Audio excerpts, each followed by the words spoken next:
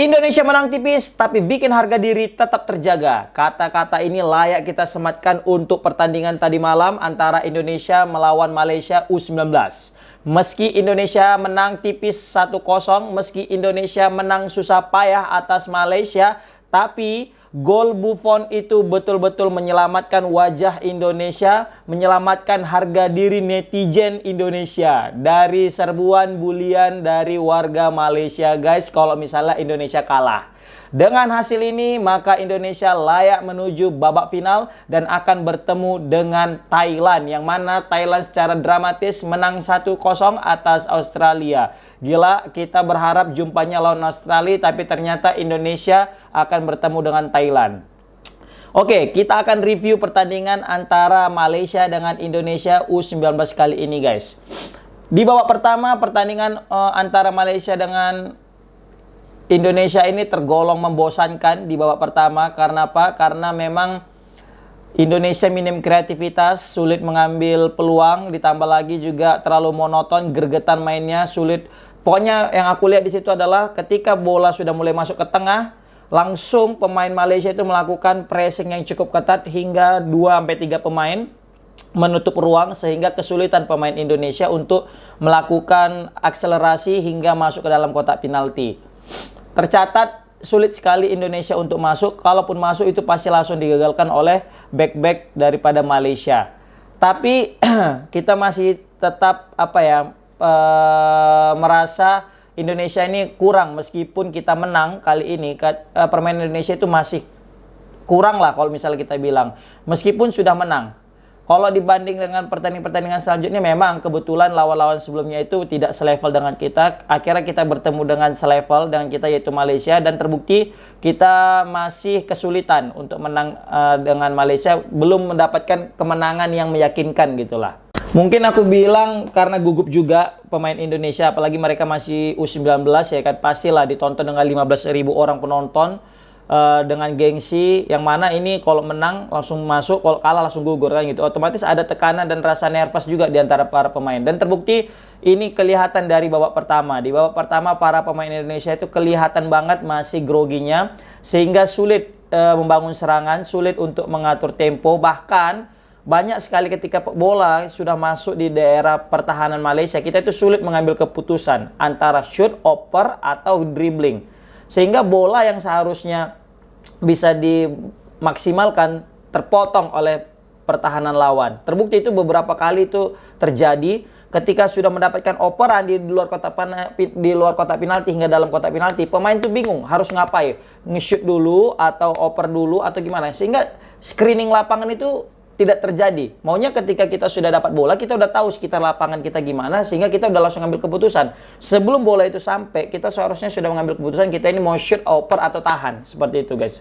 Dan terbukti kita kebanyakan nahan, terakhir orang udah sempat ngambil bolanya, guys. Seperti itu. Ya namanya juga netizen, bisanya komen doang ya. Sorry, aku kalau diajak main bola juga nggak bisa-bisa kali kayak orang itu. Kita mulai review dari babak pertama. Nah, di situ kan ada Mufli. Kita udah tahu lah si Mufli ini udah kayaknya Arhan di timnas senior ya, yang mana operan-operan bolanya, throw-in itu bisa kita bilang cukup berbahaya. Terbukti di awal-awal babak pertama itu Kakak sempat mengancam ya, melalui sundulan daripada umpan jarak jauh dari si Mufli. Tapi sayang sekali masih di atas gawang, guys. Kemudian nih ada lagi Vigo. Vigo ini meskipun Vigo sempat memberikan peluang yang cukup berbahaya di babak pertama, skemanya juga mirip dengan ketika melawan Timor Leste, yang mana bola dari sudut ke tengah, terus Vigo melakukan syuting, tapi sayang sekali syuting kali ini tidak berbuah gol, tapi di atas mistar. Nah, setelah itu performa Vigo itu cukup mengecewakan, guys ya. Kenapa aku bilang? Kita berharap Vigo ini melakukan trupas-trupas yang manja, trupas-trupas yang berbahaya, ataupun passing-passing yang akurat, atau mungkin membuka ruang, membangun serangan sehingga ada kreativitas di lini tengah, memberikan umpan-umpan manja. Tapi sayang sekali di babak pertama ini Vigo ini seperti kehilangan sentuhannya. Dalam artian kebanyakan aku lihat Vigo ini melakukan back pass ke belakang, sehingga back passnya ini malah cenderung bahaya. Yang seharusnya tidak harusnya back pass, tapi back pass. Tapi di satu sisi aku salut dengan dia. Kenapa? Karena dia sudah langsung mengambil keputusan. Dia tidak mikir lama. ketika dapat bola dia langsung melakukan pergerakan. Tapi sayang sekali keputusan yang diambil itu tidak tepat. Nah, tapi at least dia sudah berani mengambil keputusan nih, Figo ini guys. Walaupun kadang back pass-nya itu kadang berbahaya gitu. Nah, seharusnya boleh kita back pass, tapi lihat kondisi gitu. Nah, seperti itu. Apalagi dia tuh kayak gelandang serang ya. Seharusnya kalau di gelandang, mau gelandang apapun itu dia, mau gelandang bertahan, gelandang serang, at least kalau memang kosong itu untuk bangun serangan, ya bangun serangan lah. Jangan terlalu banyak back pass gitu kan. Seperti itu.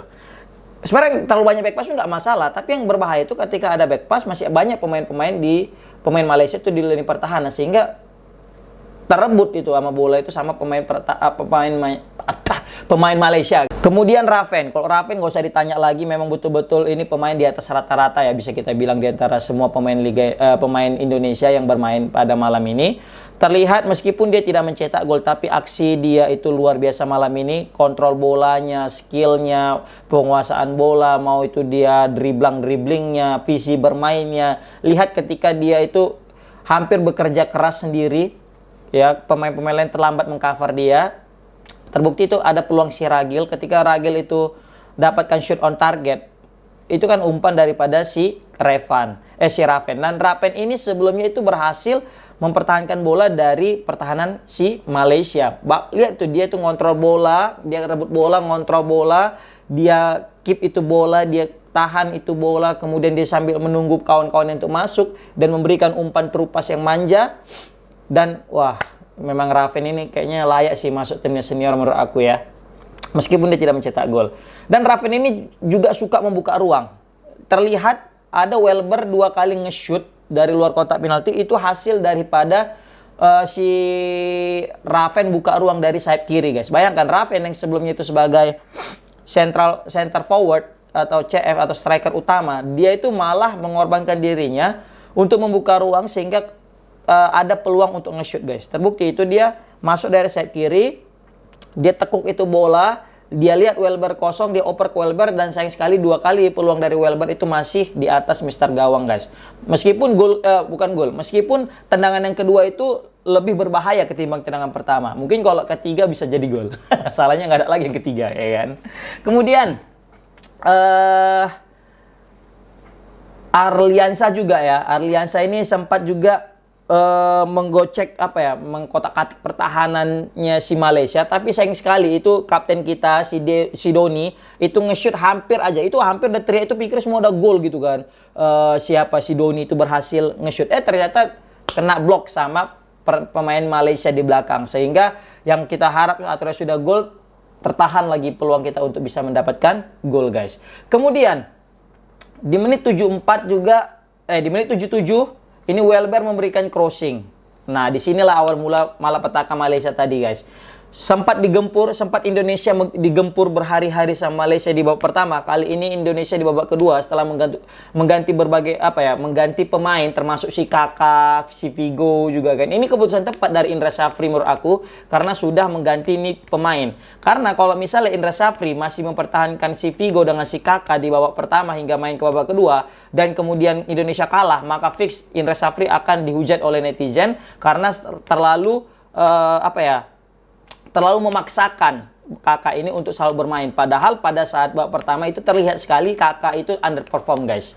Maka itu salut juga Indra Syafri itu bisa kita bilang dia itu menurunkan egonya untuk kepentingan Indonesia. Padahal kalau dia itu kan sering sekali identik dengan Kakak itu anak kesayangan Indra Syafri. Kalau dia mungkin bermain dengan egonya, mungkin dia akan pasang terus itu si Kakak sampai akhir babak kedua guys. Oke. Kita masuk gol ke tadi menit 77 atau 78. Welber masuk dari sayap kiri dan memberikan umpan pakai kaki kiri. Dan di situ terjadi kemelut. Nah, di kemelut ini, Iqbal ini sempat nge-shoot tapi sayang sekali membentur.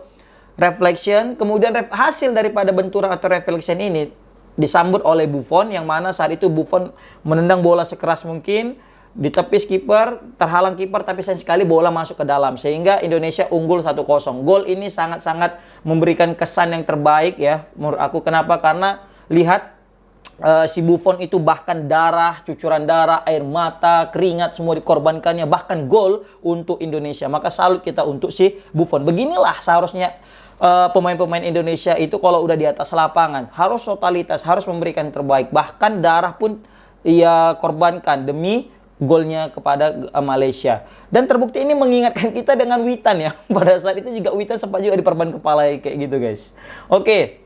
Mungkin itulah dia yang bisa aku sampaikan pada pertandingan kali ini. Sederhana tapi gol daripada si Buffon ini menyelamatkan harga diri Indonesia dari bulian-bulian netizen Malaysia guys. Apalagi kita boleh kalah sama yang lain, tapi jangan sampai dengan serumpun kita yaitu Malaysia. Karena memang Malaysia ini punya histori tersendiri kita dengan Malaysia ya.